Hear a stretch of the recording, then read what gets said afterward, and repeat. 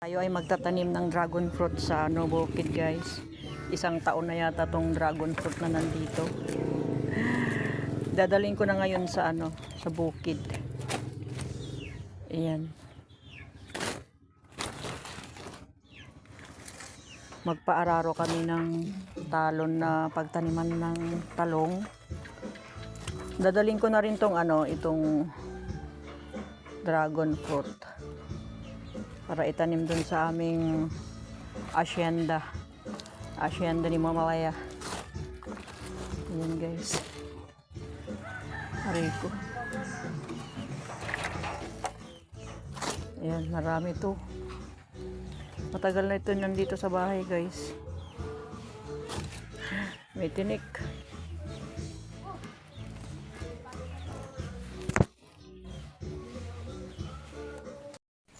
Oo. Ayan, guys. Oo. Nakatanim na ako ng dragon fruit sa mga puno ng aming mga puno. Ayan, nakatanim na. Ayan, mabubuhay yan kasi mag-uulan. Marami akong tinanim dyan lahat sa mga puno ng kakwati, guys. Ayan, medyo madami damo kasi wala pang traktor. Yan, lahat yan, tinaniman ko ng dragon fruit. Lahat yan, palibot. Yan, ito ay nasa gitna, kaya tinaniman ko ng dragon fruit. Sana mabuhay sila. Ayan. Guys, punta naman ako sa kabilang lupa. Kabilang bukid doon kay Lolo, yung tataniman namin bukas ng talong. Pinaararo namin. Yan. Lupa namin to, guys. Ang aming asyenda. Punta ako sa kabila. Yung lupa namin na matagal nang hindi na tataniman to, guys. Yung iba lang yung aking nataniman kasi ito matagal na hindi na taniman ng palay. Makapal na ulit ang damo kasi umulan. Yan, pupunta naman ako doon sa pesto namin kanina. Nagtatanim kami ng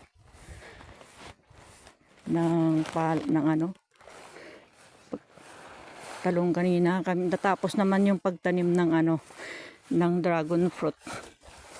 Balang araw may maaani ang aking mga anak. Pag nagkaapo, ayan. Punta naman ako dito sa aming kabilang lupa. Lupa namin to, guys. Ayan, malawak hanggang doon sa dulo doon. Ito naman sa kabila. Lupa pa rin namin dito. Ako lang po mag-iisa naglalakad. Ito, isang sakong dragon fruit, guys, na itanim ko na. Ito yung pasture land namin, guys. Pasture land namin. Ayan. Kaya tinawag na pasture land. Pwede magpastol ng baka. Kasi sabi nung sa munisipyo, kaya daw pasture land, pwede ka ng baka dito. Ayan. Diyan ako galing, ngayon natatakpan. Hanggang doon lupa namin po yan, guys. Saka dito lupa namin hanggang doon sa bundok. Yan, malawak po yan. Dito naman sa kabila, after ng pasture land, sa lolo ko na to. Yan, doon ako pupunta, doon. Yan, guys. Itong amin, guys, pasture land hanggang doon sa bundok. Pupunta naman ako doon sa lupa ng lolo ko na tatanim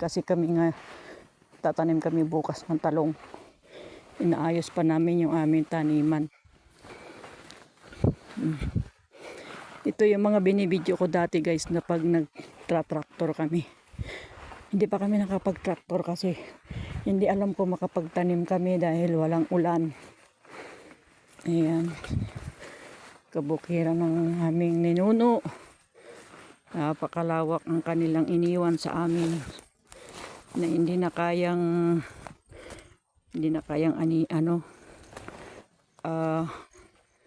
bukirin. Ayan, doon kami nagpunla ng palay para pag umulan pwede na kami magpa-tractor dito. Yan, lupa ng aking ninuno guys, dyan hanggang doon sa baba. Ayan, magkapitbahay lang yung lupa ng lolo at tatay ko guys. Ito yung mga pinatraktor namin dati. Isa ngayon, wala naman ngayon tubig, hindi pa napapatraktor. Ito mga saging, wala naman nakukuhang bunga dahil inaagad naman yung mga pumupunta dito sa bukid. Diba, inuunahan kami ng mga bunga. Pusong saging. Hiningal ako guys kasi hindi ako nakainom.